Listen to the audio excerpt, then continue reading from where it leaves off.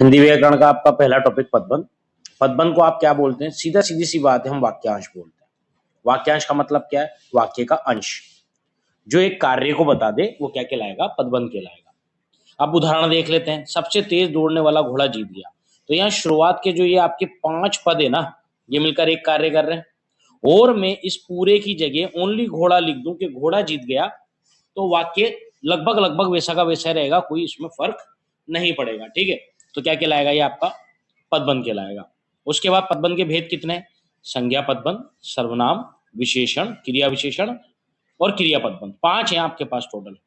एक एक करके पढ़ते हैं। संज्ञा पदबंध पढ़ते हैं, उसके प्रीवियस ईयर के क्वेश्चन देखते हैं। ठीक है, देखिए, जब भी हम संज्ञा पदबंध की बात कर रहे हैं तो संज्ञा पदबंध के अंदर आप इतना देख लीजिए कि जो भी आपने डेफिनेशन पढ़ी है कि किसी व्यक्ति, वस्तु, जाति वगैरह के नाम को संज्ञा कहते हैं, यहां पर भी वही लग रहा है।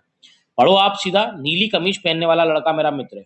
तो अगर मैं इसकी जगह सिर्फ लड़का लिख दूं तो भी काम चल जाएगा, लड़का मेरा मित्र है। मगर उसके खास बात क्या है कि नीली कमीज पहनने वाला लड़का, यानी ये जो नीली कमीज पहनने वाला डिपेंडेंट है किसके ऊपर? लड़के के ऊपर। तो ये सारे के सारे जो शब्द हैं वो आपको लेने पड़ेंगे संज्ञा पदबंध के अंदर। ठीक है, फिर देखो इसके बाद एक और बहुत नॉर्मल सी ट्रिक है, जैसे कि मेहनत से पढ़ने वाला छात्र प्रथम आया। अगर मैं यहाँ पर सिर्फ छात्र लिख दूं तो भी चल जाएगा काम, और छात्र भी संज्ञा है। तो इसका मतलब ये है कि आप ये देखें कि संज्ञा के ऊपर डिपेंडेंट जो वर्ड है वो भी संज्ञा पदबंध के अंदर ही आएंगे। क्लियर है? चलो, पिछले जो आपके प्रीवियस ईयर के क्वेश्चन है उनको देखते हैं।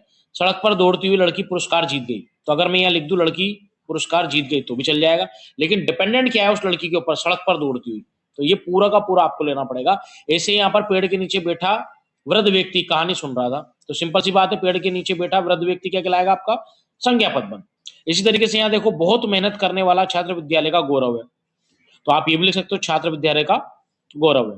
तो ध्यान रखना, लेकिन उस छात्र के ऊपर डिपेंडेंट क्या है? बहुत मेहनत करने वाला।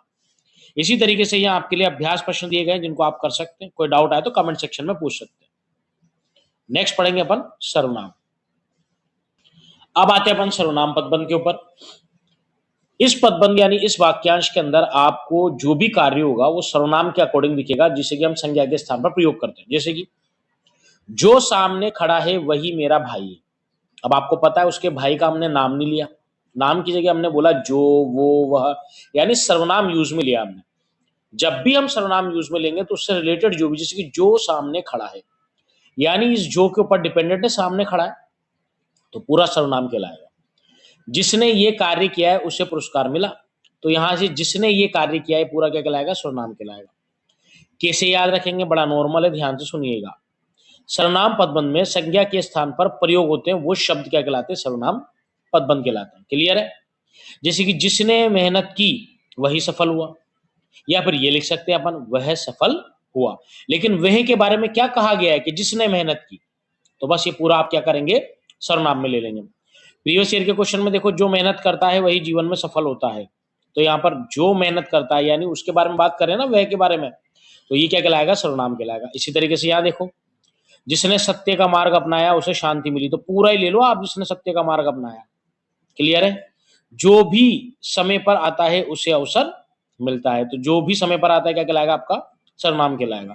इसी तरीके से आपके अभ्यास प्रश्न करिए, नहीं आता है डाउट तो कमेंट बॉक्स में पूछिए। अगला पढ़ते हैं अपन विशेषण।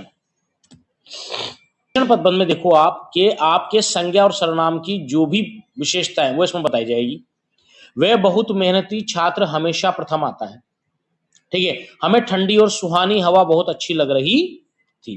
तो ठंडी और सुहानी और छात्र के बारे में जो कहा गया है विशेषता, वो क्या कहलाएगा? विशेषण पदबंध। तो ध्यान रखना, बहुत मेहनती छात्र, तो बहुत मेहनती तो क्या होगी? विशेषता। लेकिन बात किसके बारे में करो? छात्र के बारे में, तो पूरा क्या कहलाएगा? विशेषण पदबंध। क्लियर है? तो बहुत सुंदर फूल खिला है। इसमें कैसा फूल खिला है भाई? बहुत सुंदर। तो वो क्या कहलाएगा? उसका विशेषण कहलाएगा। क्लियर है?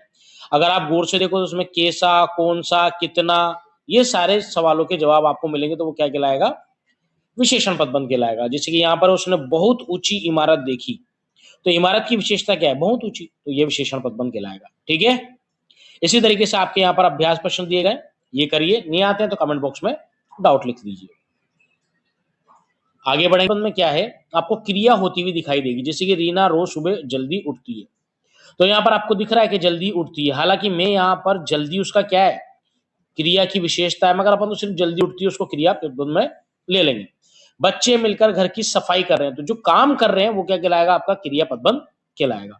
तो सफाई कर रहे हैं पूरा आप ले सकते हैं इसके अंदर क्रिया पदबंध के अंदर, ठीक है।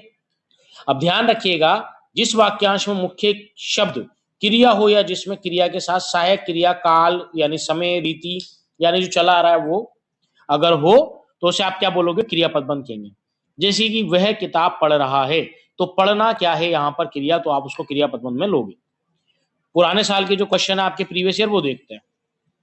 वह तेजी से दौड़ता हुआ फिनिश लाइन तक पहुंचा, तो ध्यान से सुनो यहाँ पर आप, मेन क्रिया क्या है? दौड़ता हुआ। पहुंचा भी क्रिया है लेकिन मेन क्रिया क्या? पहुंचेगा कब? जब दौड़ेगा। तो दौड़ता हुआ पहुंचा ही क्या कहलाएगा? आपका क्रिया पदबंध कहलाएगा। क्लियर है?